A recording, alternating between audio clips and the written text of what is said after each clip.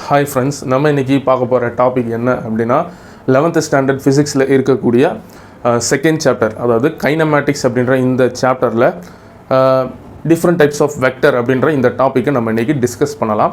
Session start பண்ணுறதுக்கு முன்னாடி நம்ம எப்போயுமே சொல்கிறது தான், never stop learning because life is never stop teaching.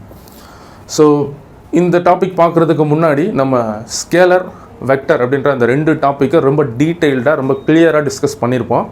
So நீங்கள் அந்த டாபிக் பார்க்கல அப்படின்னா அதோட லிங்க்கை நான் இந்த வீடியோவோட டிஸ்கிரிப்ஷன் பாக்ஸில் கொடுக்குறேன், செக் பண்ணி பாருங்கள். ஏன்னா அந்த டாப்பிக்கில் நம்ம நிறைய விஷயங்கள் பேசியிருப்போம். கிளியர்?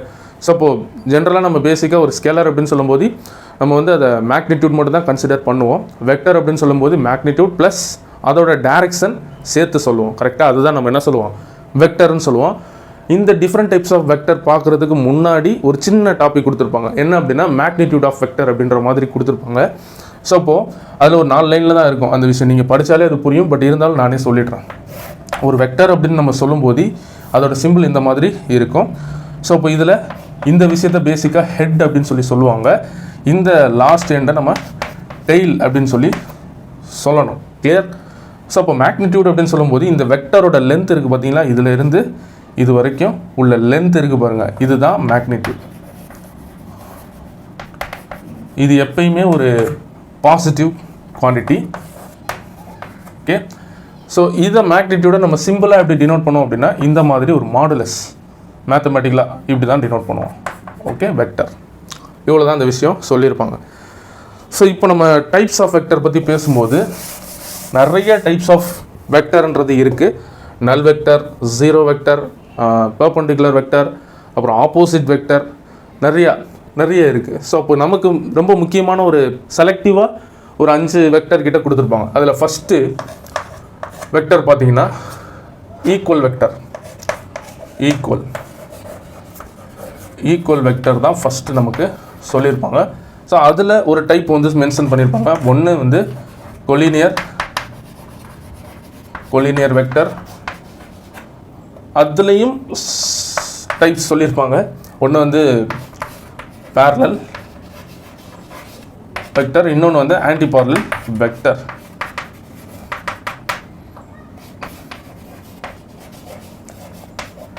Okay, done. அப்போது இன்னொன்று இது பார்த்தீங்கன்னா இதிலே 4 ஆயிடுச்சா. ஸோ இன்னொன்று என்ன அப்படின்னா யூனிட் வெக்டர். இது ரொம்ப சிம்பிளாக சொல்லிடலாம், பட் ரொம்ப முக்கியமான ஒரு வெக்டர். Okay, unit vector. இது நம்ம பேரை வச்சு நம்ம ஈஸியாக சொல்லிடலாம். அதே மாதிரி ஆர்த்தோகோனல் வெக்டர்,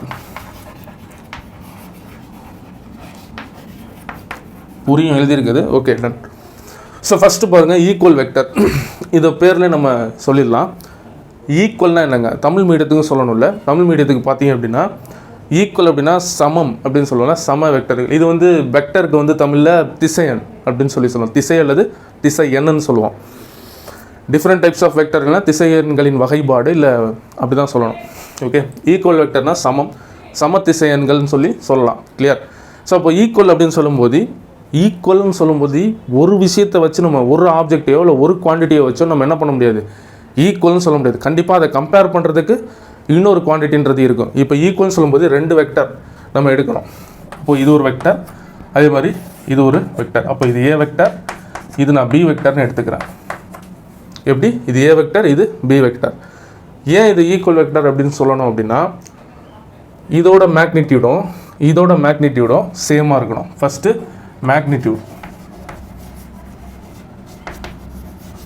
மேக்னிடியூடு சேம். இது ரெண்டுத்தும் லென்த்து, இது 5 சென்டிமீட்டர்னா இதுவும் 5 சென்டிமீட்டர், இது 2 சென்டிமீட்டர்னா இதுவும் 2 சென்டிமீட்டர். ஸோ அப்போது லென்த்து நமக்கு ரெண்டுத்துக்கும் ஈக்குவலாக இருக்கணும். அதுதான் மேக்னிடியூட் சேம். தென் டைரக்ஷன் ரொம்ப முக்கியம். வெக்டர்னாலே டைரக்ஷன். இதுவும் சேம் டைரக்ஷனில் கண்டிப்பாக இருக்கணும். அப்படி இருந்தால் மட்டும்தான் அது ஈக்குவல் வெக்டர்ஸ். அப்படி ஆப்போசிட்டில் இருந்ததுன்னா அதுதான் ஆப்போசிட் வெக்டர்ஸ். அது நமக்கு இல்லை சொல்கிறேன். கிளியர்? ஸோ அப்போ இந்த டைரக்ஷனும் மேக்னிடியூட் அண்ட் டைரக்ஷன் சேம்னு போட்டுக்கலாம், சிம்பிளாக முடிஞ்சிடும். அண்ட் டைரக்ஷன் கண்டிப்பாக சுட் பி சேமாக இருந்தாங்கன்னா அதுதான் நம்ம ஈக்குவல் வெக்டர்ஸ் அப்படின்னு சொல்லுவோம். கிளியர்? புரிஞ்சிருக்கும். கொலினியர் வெக்டர்னால் ஒன்றும் கிடையாது. லீனியர் அப்படின்னா ஒரு லைன், நேர்கோடு அப்படின்னு சொல்லுவோமா இல்லையா. ஸோ அப்போது இந்த வெக்டர் எல்லாமே எனக்கு ஒரு லைனில் இருக்கணும், ஒரே லைனில் இருக்கலாம், இல்லைனா வேறு லைனில் கூட இருக்கலாம், அது பிரச்சனை கிடையாது. சரி, எனக்கு கொலினியர் அப்படின்னு சொல்லும்போது எனக்கு எப்பயுமே அந்த வெக்டர் எப்படி இருக்கணும் அப்படின்னா ஒரே லைனில் தான் இருக்கணும். பட் ஒரு சில கண்டிஷன்ஸில் வேறு லைனில் இருக்கிற மாதிரி சொல்லியிருப்பாங்க. ஸோ அதெல்லாம் நம்ம அவ்வளோ டீப்பாலாம் நம்ம பார்க்க தேவையில்ல. புக்கில் விஷயம் இவ்வளோ தான் சொல்லியிருப்பாங்க, ஒரு லைனில் சேம் லைனில் லையாக இருக்கணும் அப்படின்னு சொல்லியிருப்பாங்க. ஸோ அந்த மாதிரி இந்த வெக்டர் எனக்கு சேம் லைனில் லையாக இருந்தது அப்படின்னா அதுதான் எனக்கு கொலினியர் வெக்டர். ரெண்டு வெக்டருமே எனக்கு சேம் லைனில் லையாக இருக்கணும். ப்ளஸ் இதோட என்ன சொல்லியிருப்பாங்க அப்படின்னா ஆங்கிள் சொல்லியிருப்பாங்க. கிளியர்? ஆங்கிள் பார்த்தீங்கன்னா 0 or 180 டிகிரி. ஸோ இதுதான் இதோட கொலினியர் வெக்டரோட ஆங்கிள். அவ்வளோதான், இவ்வளோ தான் இந்த கொலினியர் வெக்டர். அடுத்து அதில் வரக்கூடியது parallel, anti parallel. So parallel அப்படின்னு நம்ம சொல்லும்போது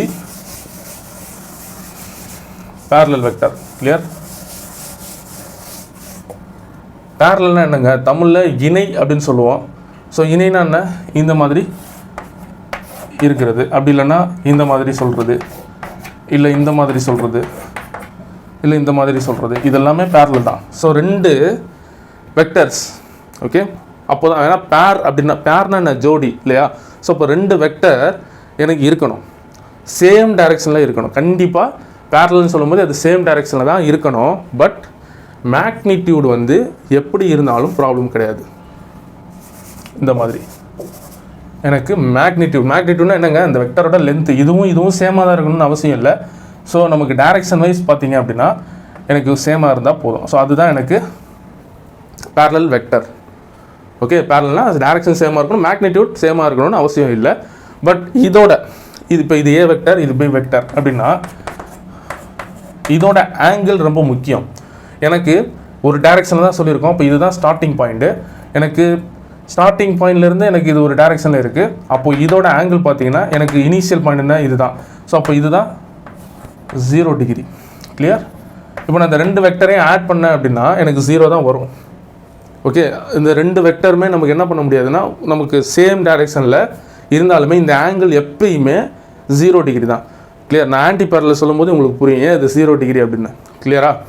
சரி, ரைட். இப்போ பேரலல் முடிஞ்சது. ஆன்டி பேரலல்னு சொல்லும்போது என்ன அப்படின்னா இது பேரலலுக்கு சேம் டைரெக்ஷன், மேக்னிடியூட் வேறு இருக்கும். கிளியர்? சேம் டைரெக்ஷன், மேக்னிடியூட் வேறு இருக்கும். ஆங்கிள் பார்த்தீங்கன்னா 0 டிகிரி. அப்போ ஆன்டி பேரலல்னு சொல்லும்போது ஆன்டி பேரலல் அப்படின்னா எனக்கு இந்த மாதிரி இருக்கும்.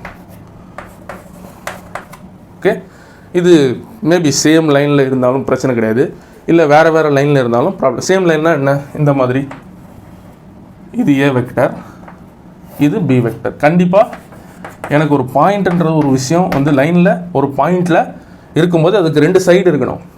அப்போ தான் அதோட ஆங்கிள் 180ன்னு சொல்ல முடியும். இங்கே 180 சொல்ல முடியாது. இப்போ இந்த பாயிண்ட்டை நான் இங்கே செலக்ட் பண்ணணும். அப்படி நான் இங்கே செலக்ட் பண்ணிட்டேன் அப்படின்னா இது வெக்டராக சொல்ல முடியாது. ஏன்னா இங்கிட்டு இந்த சைடும் பேலன்ஸ் போகுது இல்லையா? ஸோ அப்போ ரெண்டு வெக்டரோட டெய்ல் அந்த ஜாயினிங் இருக்குல்ல, ஸோ அதை தான் நான் ஒரு மிட் பாயிண்ட்டாக சொல்ல முடியும். அதுதான் ஒரு பாயிண்ட்டு. ஸோ அப்படி பார்க்கும்போது இது ஒரு ஆப்போசிட் டைரெக்ஷனில் இருக்குது. ஏன்னா டெய்லும் ஜாயின் பண்ணும்போது எனக்கு ஹெட்டு பார்த்தீங்கன்னா ஆப்போசிட் டு ஈச் அதர். அப்போது எனக்கு ஆங்கிள் கண்டிப்பாக 180 டிகிரி. எதுக்கு? ஆன்டி பேரலலுக்கு. இப்போ புரிஞ்சிருக்கும் பேரலல் ஏன் 0 டிகிரி அப்படின்னு. ஏன்னா நமக்கு இனிஷியல் பாயிண்ட். ஓகே, தமிழில் மையப்புள்ளி அப்படின்னு கூட சொல்லலாம் அதை, சரிங்களா? இல்லை தொடக்க புள்ளின்னு சொல்லலாம். அதெல்லாம் பிரச்சனை கிடையாது, நம்ம சொல்லிக்கிறது தான். தமிழ் மீடியம் உங்கள் புக்கில் என்ன சப்ஹெட்டிங் இருக்கோ நீங்கள் அதை ஃபாலோ பண்ணிக்கோங்க.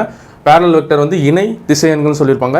ஆன்டி பேரலல் இணையற்ற திசையன்கள் அப்படின்னு சொல்லியிருப்பாங்க. கிளியர்? ஸோ ஆப்போசிட் டைரெக்ஷன் சொல்லும்போது இதுக்கும் நம்ம இந்த ரெண்டு டைலையும் ஆட் பண்ணோம் அப்படின்னா 180 டிகிரி. சிம்பிளாக அந்த வெர்டெக்ஸோட கான்செப்ட்லாம் இருக்குல்லங்க மேத்தமெட்டிக்ஸில். ஸோ அதுபடி சொன்னாலுமே நமக்கு 180 டிகிரி சொல்லிடலாம். இல்லையா, ப்ரொடெக்டரை நீங்கள் இந்த இடத்துல ப்ளேஸ் பண்ணுங்கள். ப்ரொடெக்டர் பாகைமானி எனக்கு இந்த இடத்துல 0 டிகிரி அப்படின்னா எனக்கு இங்கே பார்த்தீங்கன்னா இந்த லெஃப்ட் சைடில் பார்த்தீங்கன்னா எனக்கு எந்த ஒரு கோடுமே இருக்காது. ஸோ டோட்டல் ஆங்கிள் சொல்கிறேன். இங்கேருந்து இது வரைக்கும் எனக்கு கோடு இருந்தால் தான் 180 டிகிரி சொல்ல முடியும். ஸோ அது கொஞ்சம் பார்த்துக்கோங்க. கிளியர்? ஸோ டவுட் எதுவும் வராதுன்னு நினைக்கிறேன். கிளியராக சொல்லிட்டேன். பேரலலுக்கு 0 டிகிரி, ஆன்டி பேரலலுக்கு கண்டிப்பாக 180 டிகிரி தான் அதோட ஆங்கிள். அவ்வளோதான். இது வரைக்கும் உங்களுக்கு கிளியராக புரிஞ்சிச்சு அப்படின்னால இதெல்லாம் ரொம்ப சிம்பிள். ஸோ இப்போது யூனிட் வெக்டர் அப்படின்னு சொல்லும்போது யூனிட்னா தமிழில் அலகுன்னு சொல்லுவோம். அலகுனா அலகு கிடையாது, அலகு. யூனிட். ஸோ அந்த குவான்டிட்டியோட யூனிட். கிளியர்? ஸோ இப்போ இந்த யூனிட்ன்ற விஷயத்தை நம்ம இப்படி டினோட் பண்ணுவோம். இப்போ ஃபார் எக்ஸாம்பிள் ஏ அப்படின்ற ஒரு குவான்டிட்டிக்கு யூனிட் பார்த்தீங்கன்னா இந்த மாதிரி கேப்பில் சொல்லுவோம், ஏ கேப். இப்படி தான் அதை டிஃபைனும் பண்ணுவோம். யூனிட் வெக்டர் அப்படின்னா அதை அப்படி தான் டிஃபைன் பண்ணுவோம்.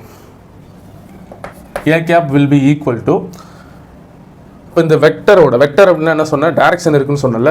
ஸோ அப்போது மேக்னிடியூட் ப்ளஸ் டைரக்ஷன் தானே வெக்டர். அப்போ இதை நான் அதோட மேக்னிடியூடாலே டிவைட் பண்ணிட்டேன் அப்படின்னா, இப்போ இந்த குவான்டிட்டியோட யூனிட் வெக்டர் எனக்கு வேணும். அப்போ நான் அதை என்ன பண்ணலாம் அப்படின்னா, எனக்கு அந்த வெக்டரை, இந்த குவான்டிட்டியோட வெக்டரை divided by it is own magnitude divide பண்ணிட்டேன் அப்படின்னா எனக்கு அதுதான் unit vector. A vector divided by its own magnitude is called unit vector. இதோட வேல்யூ எப்பயுமே எனக்கு 1 தான். இது ரொம்ப ஒரு முக்கியமான விஷயம். இந்த யூனிட் வெக்டர் அப்படின்ற இந்த கான்செப்ட் வந்து 12th வந்து நம்ம ரொம்ப டீட்டெயில்டாக டிஸ்கஸ் பண்ணுவோம். கிளியர்? 12th இந்த யூனிட் வெக்டரோட வேல்யூ வந்து 1. இது எப்பயுமே எனக்கு ஒரு டைரக்ஷனை தான் ரெப்ரசன்ட் பண்ணியிருக்கோம். டைரக்ஷனு நம்ம அந்த இடத்துல அந்த ஃபார்முலாவுக்கோ இல்லை அந்த குவான்டிட்டிக்கோ இல்லை அந்த விஷயத்துக்கோ இல்லை அந்த எக்ஸ்பிரஷனுக்கோ நம்ம டைரக்ஷன் சொல்லணும் அப்படின்னா இந்த யூனிட் வெக்டர் வச்சு தான் டைரக்ஷன் சொல்ல முடியும். அது ரொம்ப முக்கியம். ஸோ இதை கொஞ்சம் பார்த்துக்கோங்க. இதோட வேல்யூ எப்பயுமே 1 தான். அதனால் நம்ம இதை கன்சிடர் பண்ண வேண்டிய அவசியம் கிடையாது. இது 1ன்றதுனால அந்த எக்ஸ்பிரஷனையோ அந்த ஃபார்முலாவையோ டிஸ்டர்ப் பண்ணாது. ஏன்னா 1 into சம்திங் அதே தான் வரும். Clear? So okay, unit vector முடிஞ்சது. ஸோ இப்போ ஆர்த்தோகோனல் வெக்டர் அடுத்து. ஸோ இப்போ ஆர்த்தோகோனல் வெக்டர்னு சொல்லும்போது பேரில் இருக்குது. ஆர்த்தோகோனலோட மீனிங் பார்த்தீங்கன்னா பெர்பெண்டிகுலர். ஸோ நம்ம வந்து கார்ட்டீசியன் கோஆர்டினேட் சிஸ்டம்லாம் படிச்சிருப்போம் இல்லையா? ஸோ அதை வச்சு இந்த ஆர்த்தோகோனல் வெக்டரை ஈஸியாக சொல்லிடலாம். ஸோ கார்ட்டீசியன் கோஆர்டினேட் சிஸ்டம் பார்த்தீங்கன்னா இது எக்ஸ் ஆக்சிஸ், இது ஒய், இது இசட். கரெக்டாக? இது எக்ஸு, இது ஒய், இசட். இது 3 பிளேன். இதில் நம்ம ஏதாவது ஒரு 2 பிளேனை எடுத்தோம் அப்படின்னா அதோட ஆங்கிள் எனக்கு 90 டிகிரியாக இருந்ததுன்னா பெர்பெண்டிகுலர், மியூச்சுவலி பெர்பெண்டிகுலர். இந்த மாதிரி ஃப்ளெமிங்ஸ் லெஃப்ட் ஹேண்ட் ரைட் ஹேண்ட்லாம் நம்ம 12th இருக்குது. அதெல்லாம் இந்த மாதிரி மியூச்சுவலி பெர்பெண்டிகுலராக இருந்ததுன்னா அதுதான் நமக்கு என்னது? Orthogonal vector. மியூச்சுவலி பெர்பெண்டிகுலர்னா 90 டிகிரி. ஒன்றுக்கு ஒன்று செங்குத்துன்னு சொல்லுவோம் தமிழில். ஒன்றுத்துக்கு ஒன்று, ஒரு பிளேனுக்கு இன்னொரு பிளேனுக்கு கம்பேர் பண்ணும்போது அதோட ஆங்கிள் 90 டிகிரி. ஸோ இந்த மாதிரி இது ரெண்டும் இந்த மாதிரி எடுக்கும்போது எனக்கு ஆங்கிள் பார்த்தீங்கன்னா 90 டிகிரியில் இருக்கும். ப்ளஸ் இந்த எக்ஸ் ஆக்சிஸோட யூனிட் வெக்டர் என்ன அப்படின்னா ஐ கேப், ஒய் ஆக்சிஸோட unit vector J cap, Z ஆக்சிஸோட unit vector K cap. Clear? Angle எனக்கு 90 டிகிரி. எனக்கு யூனிட் வெக்டர் சொல்லும்போது X axis I cap, J cap, K cap இதுவுமே எனக்கு 90 டிகிரியில் தான் இருக்கும். ஸோ இவ்வளோ தான் இந்த ஆர்த்தோகோனல் வெக்டர். ஓகேயா? ஈக்குவல் வெக்டர்னால் நம்ம ஃபைனலாக ஒரு தடவை ரீகால் மாதிரி சொல்லிடுறேன். ஈக்குவல் வெக்டர் அப்படின்னா நமக்கு அந்த மேக்னிடியூடும் கண்டிப்பாக ஈக்குவலாக இருக்கணும். 2 வெக்டரோட மேக்னிடியூட் ஈக்குவலாக இருக்கணும், டைரக்ஷன் சேமாக இருக்கணும். அதுதான் ஈக்குவல் வெக்டர். கொலினியர் வெக்டர் அப்படின்னா அந்த வெக்டர் எனக்கு ஒரே லைனில் லையாக இருக்கணும். சரி, அந்த அப்படி லையாக இருந்தது அப்படின்னா அதோட ஆங்கிள் எனக்கு 0 or 180 இப்படி இருக்கும். ஸோ இதுதான் கொலினியர் வெக்டர். அவ்வளோதான். இந்த 2 பாயிண்ட் தான் அதில் கொடுத்துருப்பாங்க. ஏன் அப்படின்னா பேலன்ஸ் வந்து பேரலல் ஆன்டி பேரலில் வந்துடும். ஏன்னா இந்த சப்டைப் தான் இது, கொலினியரோட சப்டைப். இங்கே சொல்லியிருப்பாங்க பேரலில் வந்து எனக்கு வந்து 2 வெக்டர் இருக்கும்.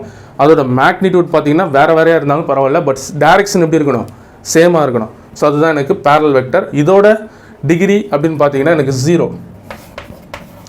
இது 0 or 180, 0 or 180. இது 0 டிகிரி, இது கண்டிப்பாக 180 டிகிரி. எது? Anti parallel. ஏன்னா அந்த 2 டைல் ஜாயின் ஆகிற இடம்ன்றது தான் ஒரு பாயிண்ட்டாக கனெக்ட் ஆகும். ஸோ அதனால் 180 டிகிரின்றது ஈஸியாக சொல்லிடலாம். யூனிட் வெக்டர் இதோட வேல்யூ எப்பயுமே எனக்கு 1 தான். அது இப்போ தான் நம்ம பார்த்தோம். ஆர்த்தோகோனல் வெக்டரோட யூனிட் வெக்டர்ஸ், ஆர்த்தோகோனல் யூனிட் வெக்டர்னு இந்த இடத்துல எழுதிக்கோங்க.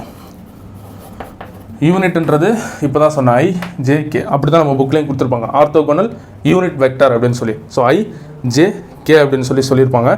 ஸோ அப்போது இந்த யூனிட் வெக்டரோட வேல்யூமே எனக்கு 1 தான்.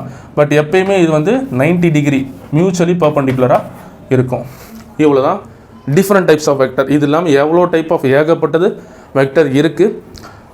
இது வரைக்கும் நீங்கள் ரொம்ப கிளியராக புரிஞ்சுக்கிட்டீங்க அப்படின்னா இந்த டாப்பிக்கை நம்ம அடுத்தடுத்து கொண்டு போகிறதுக்கு ரொம்ப யூஸ்ஃபுல்லாக இருக்கும். ப்ளஸ் 12th இது ரொம்ப பேசிக்கும் கூட. மேத்தமெட்டிக்ஸ்லேயும் இதோட யூசஸ் வந்து கொஞ்சம் நல்லாயிருக்கும். கிளியர்?